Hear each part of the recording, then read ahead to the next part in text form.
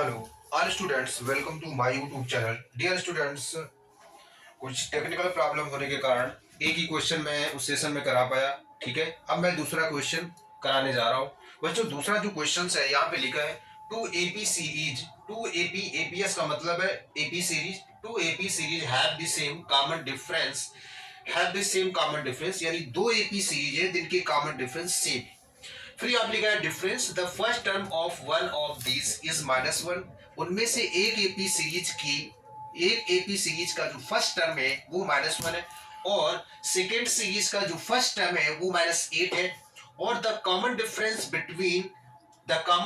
Difference between their fourth term is. और यहाँ पे ये पूछा गया है कि दोनों सीरीज के जो फोर्थ टर्म का जो डिफरेंस है वो कितना होगा। तो बच्चों, यहाँ पे फोर्थ टर्म का डिफरेंस कैसे मैं फाइंड करूंगा, ध्यान से आप लोग देखिए। मैं इन्हें एक सीरीज ये कंसीडर कर लिए A1, A2, A3 and so on the AN। ये एक फर्स्ट एपी सीरीज है। This is the first AP series and here जो है -1 is the first term because in this question given this first term is -1 in the first series. And बच्चों, first term is -1, then -1 A2, A3 and so on the AN। ये होगी first series. And second AP series B1, B2, B3 and so on the BN। यहाँ पे first term -8 ले लिया, -8, B2, B3 and so on the BN।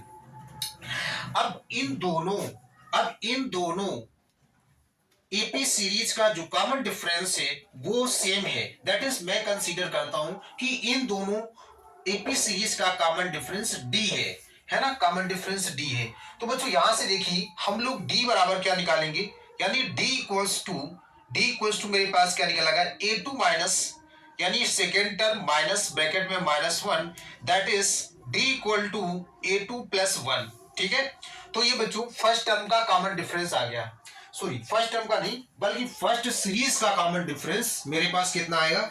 तो first series का जो common difference है वो D equal to A2 minus bracket में -1, क्योंकि second term minus first term ये कॉमन डिफरेंस का फार्मूला होता है। और दोनों सीरीज का एपी सीरीज का कॉमन डिफरेंस सेम D मैंने कंसीडर किया है, तो यहाँ पे माइनस माइनस प्लस हो गया, D equal to A2 plus 1। Now second series का कॉमन डिफरेंस हम लोग पता करेंगे। तो सेकेंड सीरीज में कॉमन डिफरेंस क्या होगा, B2 माइनस ब्रैकेट में -8, दैट इज B2 प्लस 8।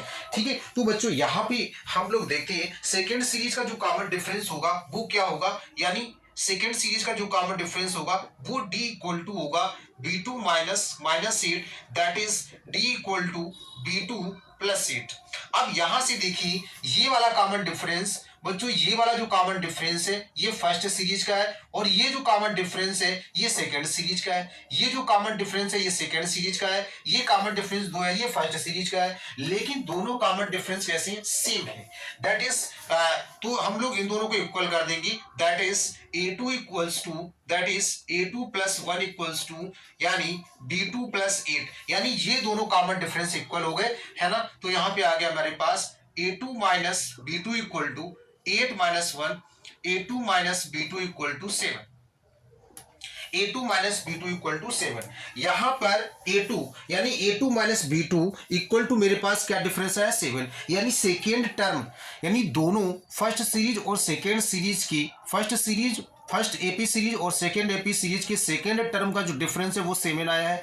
अब यहाँ पे स्टूडेंट देखिए, चाहे हम यहाँ पे A2 और B2 है ना, वो 7 जो डिफरेंस आया वो फिक्स है। वो कैसा है, फिक्स है। चाहे वो फोर्थ टर्म के लिए ले लूं, चाहे वो एन टर्म के लिए ले लूं, चाहे कुछ भी ले लूं, ठीक है। चाहे आप nth टर्म के लिए ले लो, दैट इज जैसे मैं यहां से कहूं कि कॉमन डिफरेंस तो दोनों का सेम ही आएगा। तो आप लोग चाहे तो ऐसा भी कर सकते हैं कि यहाँ पे A2 माइनस B2 लिखा है, तो आप यहाँ पे लिख सकते हैं AN माइनस BN का भी कॉमन डिफरेंस सेम ही आएगा। यानी AN माइनस DN का जो डिफरेंस है that is AN minus BN equal to B7 आएगा, क्योंकि फर्स्ट सीरीज और सेकेंड एपी सीरीज का चाहे फोर्थ टर्म का डिफरेंस हो चाहे nth टर्म का डिफरेंस हो वो नो चेंज रहेगा, वो उतना ही रहेगा, क्योंकि दोनों का कॉमन डिफरेंस सेम है। दोनों का कॉमन डिफरेंस कैसा है, सेम है। कॉमन डिफरेंस चाहे फर्स्ट सीरीज का nth टर्म के लिए फाइंड करो वही आएगा, फर्स्ट एपी सीरीज का कॉमन डिफरेंस चाहे nth टर्म के लिए फाइंड करो वही आएगा, सेकेंड एपी सीरीज का जो कॉमन डिफरेंस है चाहे वो nth टर्म के लिए निकालो वही आएगा। इसलिए ये 7 जो है ये फिक्स है ना। तो यानी दोनों एपी सीरीज सीरीज के फोर्थ टर्म का डिफरेंस कितना आएगा 7 आएगा। दैट इज हम लोग यहाँ पे लिख सकते हैं यानी A4 minus B4 equal to 7। ये जो डिफरेंस है ये दोनों सीरीज के फोर्थ टर्म का डिफरेंस निकालो चाहे दोनों सीरीज के nth टर्म का डिफरेंस निकालो, वो ऑलवेज 7 ही आएगा, वो फिक्स है, वो नहीं चेंज होगा क्योंकि कॉमन डिफरेंस दोनों के सेम है। तो स्टूडेंट हमारे पास कौन सा ऑप्शन सही होगा? ऑप्शन यहाँ पे सी करेक्ट होगा, यानी that is option is C is correct, यानी हमारे पास सी ऑप्शन इज करेक्ट होगा, ये ऑप्शन करेक्ट होगा बच्चों। तो ये बच्चों क्वेश्चन नंबर दूसरा हुआ। अब हम लोग नेक्स्ट क्वेश्चन देखते हैं, question number 3। Question number 3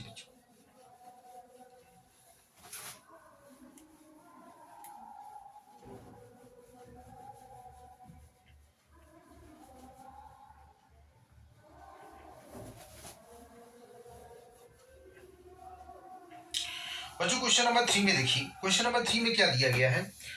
for some data x1, x2, and x3 and so on the xn with respective frequencies f1, f2 and so on the fn, the value of sigma fi bracket में xi minus x bar is equal to, किसके equal होगी? nx बार होगा कि 1 होगा कि sigma fi होगा कि 0 होगा? इसमें कौन सा ऑप्शन करेक्ट है? थोड़ा सा दिमाग लगाइए आप लोग, कौन सा करेक्ट होगा? ये स्टैटिस्टिक्स का क्वेश्चन है।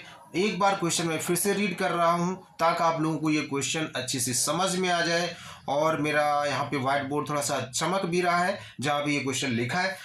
तो बच्चों देख लीजिए, फिर से एक बार मैं इसको रीड कर रहा हूं, देख लीजिए। For some data x1, x2, x3 and so on the xn with respective और फ्रिक्वेंसीज जो लिखी हुई है वो है f1, f2, f3 and so on the dot fn.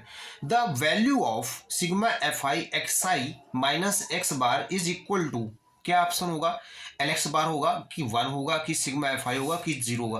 तो आप लोग इसको किस तरीके से सॉल्व करेंगे? कुछ बच्चे इस क्वेश्चन को रटते होंगे, कुछ स्टूडेंट्स रटना नहीं है, मैं इस क्वेश्चन को आपको सॉल्व करके बताऊंगा किस तरीके से इसका सॉल्यूशन आएगा, है ना? जो इसका करेक्ट सॉल्यूशन है, इसका सॉल्यूशन किस प्रकार से आएगा। देखिए बच्चों, जो ये चीज लिखी है ना, यहां पे जो ये चीज लिखी है sigma fi x minus x bar, that is sigma fi और xi माइनस एक्स बार। चलिए अब मैं करता हूं, इसमें इसका मल्टीप्लाई करता हूं, दोनों टर्म में इसका मल्टीप्लाई करूंगा। तो जब मैं दोनों टर्म में इसका मल्टीप्लाई कराऊंगा तो हमारे पास क्या रिजल्ट आएगा? दैट इज यहां पे मैं इसका मल्टीप्लाई कराता हूं तो हमारे पास आएगा sigma fi xi minus sigma fi और x बार। क्लियर? तो ये मेरे पास आ गया, ये मेरे पास आ गया, ठीक है। अब आप लोग ध्यान से देखिए, आप लोगों ने फार्मूला पढ़ा था कि x बार इक्वल्स टू होता है sigma fi xi upon n, ये फार्मूला होता है, ठीक है। और वेयर जो n की वैल्यू होती है, n इक्वल टू क्या होता है? Sigma fi, n equals to होता है सिग्मा fi। ध्यान से देखिए, मैंने ये फार्मूला लिखा है साइड में, x bar equal to sigma fi xi upon n, where n equals to sigma fi होता है। अब आप लोग ध्यान से देख सकते हैं, जो हमारे पास फर्स्ट टर्म है, यानी जैसे मैंने लिखा है कि सिग्मा fi ब्रैकेट में xi माइनस एक्स बार, और उसके नीचे मैंने मल्टीप्लाई करके क्या लिखा है कि sigma fi xi minus sigma fi और x बार, यानी इसकी वैल्यू मुझे चाहिए। तो हमें वैल्यू किसकी फाइंड करना है कि find the value of sigma fi bracket में xi माइनस एक्स बार। तो मैंने क्या करा दिया, सिग्मा fi का दोनों टर्म में ब्रैकेट के अंदर मल्टीप्लाई करा दिया। मल्टीप्लाई कराने पर जो फर्स्ट रिजल्ट मिल रहा है फर्स्ट टर्म में, वहां पर आप लोग देखिए कि सिग्मा fi xi मिल रहा है, हाँ मिल रहा है। तो सिग्मा fi xi, अगर ये फार्मूला आप लोगों को पता है कि ये फार्मूला होता है x bar equal to sigma fi xi, तो यहां से हम कुछ वैल्यू बना सकते हैं। क्या बना सकते हैं? देखिए मैं यहां से वैल्यू बना सकता हूं, क्रॉस मल्टीप्लिकेशन इसका करूंगा तो क्या आ जाएगा? nx बार आ जाएगा, और यहाँ पे क्या आ जाएगा? Sigma fi xi, that is इसकी जो वैल्यू है वो ये है। दैट इज मैं यहाँ पर nx बार लिख सकता हूँ। क्या लिख सकता हूँ? nx बार, यहाँ पे लिख सकता हूँ nx बार। तो बच्चों यहाँ पे मैं लिख सकता हूँ nx बार, माइनस। अब यहां पे आप लोग ध्यान से देखें कि जो ये चीज मेरे पास लिखी है एफ आई एक्स बार, ठीक है। अब आप लोग इसी फार्मूले को यदि मैं चेंज करके ऐसे लिख दूं कि यदि n की वैल्यू यहां पे क्या कर दूं, यदि मैं n की, ये चीज आपको समझ में आ गई कि एन एक्स बार की जगह मैंने ये रख दिया, ठीक है। अब मैं इसको चेंज करने जा रहा हूं, यहां पे n की जगह मैं इसकी वैल्यू ये रखता हूं कि सिग्मा एफ आई रखता हूं। अब देखिए यहां से क्या हो जाएगा, अगर मैं यहां पे इसको ऐसे लिखता हूं तो हमारे पास क्या लिखा है, सिग्मा एफ आई और एक्स बार, और इसका क्रॉस मल्टीप्लीकेशन करता हूं, X bar sigma F I equal to यहाँ पे sigma F I X I, ये चीज आ गई। अब मैं ये कहना चाहता हूं, ये मेरे पास यहाँ पे जो मेरे पास चीज लिखी है वो एक्स बार है, यहाँ पे मेरे पास क्या चीज है, इसको मैं ऐसे लिख सकता हूँ sigma F I into X bar, क्योंकि मैंने इसका मल्टीप्लाई इसमें करा दिया बच्चों के नहीं। तो ये चीज जो मेरे पास है वो किसके इक्वल है, यानी ये चीज जो अभी मैंने बताया था कि ये जो एन एक्स बार के इक्वल है, यानी इसको मैंने अभी इस फॉर्म में जब मैंने लिखा था, हमने कहा था मैं इसको इस फॉर्म में लिख सकता हूं, X bar equal to sigma F I X I upon N, फिर मैंने इसका मल्टीप्लाई करा दिया था, N X bar equal to sigma F I X I. देखो ये चीज लिखी है ना, ये एन एक्स बार ही तो है, ये चीज जो लिखी है ये एन एक्स बार है। तो मैंने जब इस फार्मूले को यहाँ पे एन रखा तो इस फॉर्म में आ रहा है, और ये चीज देखो इसको ये लिख सकता हूँ, तो यहाँ पे ये वैल्यू है, तो यहाँ पे मैं एन एक्स बार लिख सकता हूँ कि नहीं लिख सकता हूँ। तो बच्चों इसकी जगह पर भी मैं एन एक्स बार लिख सकता हूँ कि नहीं लिख सकता हूँ, लिख सकता हूँ कि नहीं लिख सकता हूँ। तो बच्चों मेरे पास जो आंसर इसका आएगा वो कौन सा सही होगा, यानी ऑप्शन मेरे पास इसका कौन सा सही होगा, option is D is correct option, यानी डी मेरे पास ऑप्शन जो इसका होगा वो करेक्ट होगा, ठीक है। और जिन बच्चों को ना समझ में आया हो, यहाँ पे हमने पूरा इसका सॉल्यूशन दे दिया है, यानी डी इज करेक्ट बच्चों, डी इज करेक्ट, यानी मेरे पास इसका आंसर कितना आएगा, 0 आएगा। बच्चों क्वेश्चन नंबर 4 नंबर देखिएगा,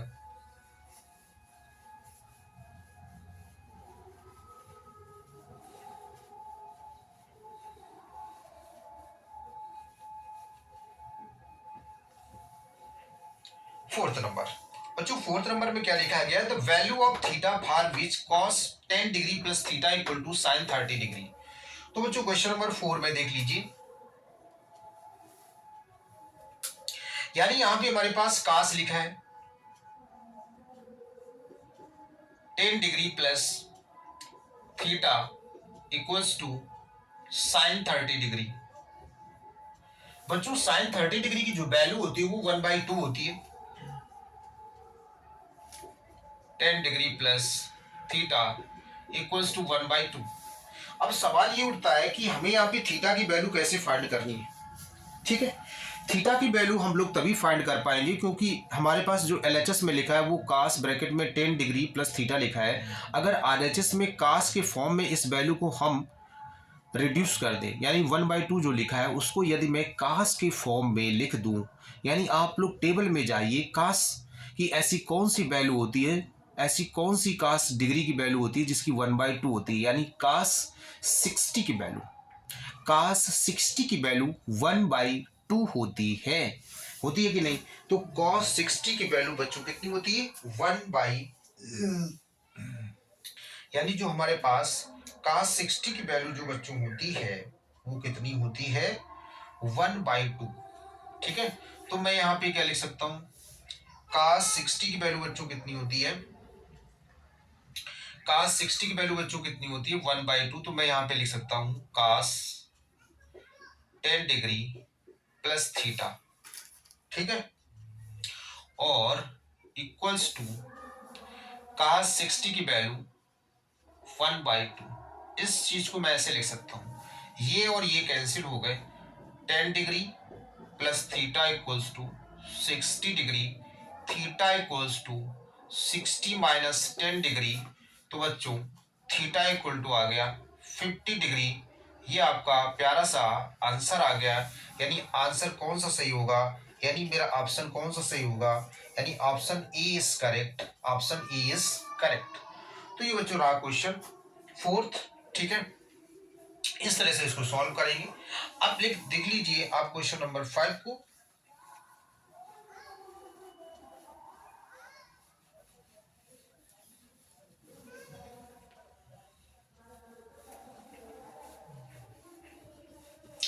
बच्चों क्वेश्चन नंबर 5 में लिखा है the condition for the system of linear equations A X plus B Y plus C comma L X plus M Y plus equals to N to have unique solution is.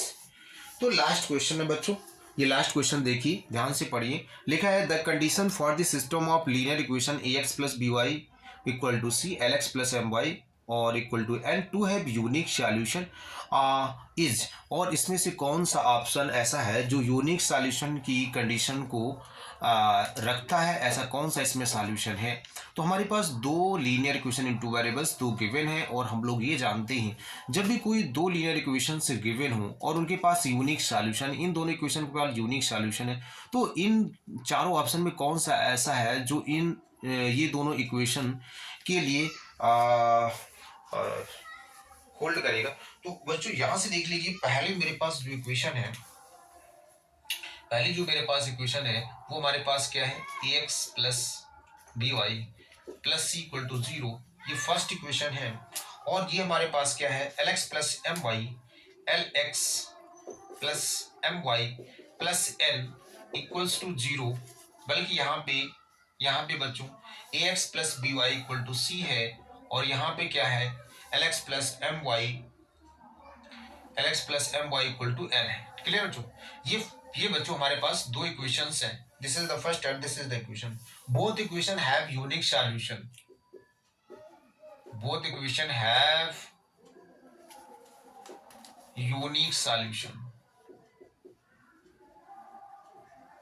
तो बच्चों ये unique solution रखती है, इसका मतलब है that is मैं यहाँ पे क्या कर सकता हूं, a upon L does not equals to b upon m, cross multiplication, इसका मल्टीप्लाई इसके साथ, am does not equal to bl। तो बच्चों मेरे पास ये आंसर इसका आ गया और ये कौन सा सही होगा, am does not equal to bl, that is first is correct होगा। यहाँ पे जो ये है ये यानी करेक्ट होगा, यानी फर्स्ट ऑप्शन इज करेक्ट। तो ये बच्चों मैंने 5 क्वेश्चन आपको करा दिए हैं, है ना। और ये मेरे कॉम्पिटेंसी बेस्ड क्वेश्चन है, बहुत ही अच्छे क्वेश्चंस थे जो मैंने आप लोगों को ये 5 क्वेश्चंस कराए हैं, ये बहुत ही शानदार क्वेश्चंस थे, है ना। तो ये बच्चों कॉम्पिटेंसी बेस्ड क्वेश्चंस हैं, आप लोग इन क्वेश्चन को जरूर से सॉल्व करें। अगर आपको और अच्छे क्वेश्चन चाहिए तो आप लोग मेरे प्लेलिस्ट पर जा सकते हैं। प्लेलिस्ट पर आपको सीबीएसई एनसीईआरटी की टॉप क्वेश्चन 5 मार्क्स और 3 marks and 2 marks and competency based question 1 marks question मिलेंगे। बहुत ही शानदार खूबसूरत क्वेश्चंस मिलेंगे जिनको आप यदि क्वेश्चन को लगा कर जाएंगे तो आपको बोर्ड एग्जाम में जरूर उनमें से एक ना एक क्वेश्चन 100% मिलेगा। मेरा दावा है 100% इनमें से एक क्वेश्चन जरूर मिलेगा, एक या दो या तीन क्वेश्चन जरूर आपको बोर्ड एग्जाम में मिलेंगे। इसलिए हमारी प्लेलिस्ट पर जाइए और उसमें सारे क्वेश्चंस पढ़िए। ठीक है बच्चों, आज के लिए बस इतना ही, मिलते हैं नेक्स्ट वीडियो में, हम और अच्छे से क्वेश्चन लेकर के आपके लिए आएंगे। जय हिंद, जय भारत।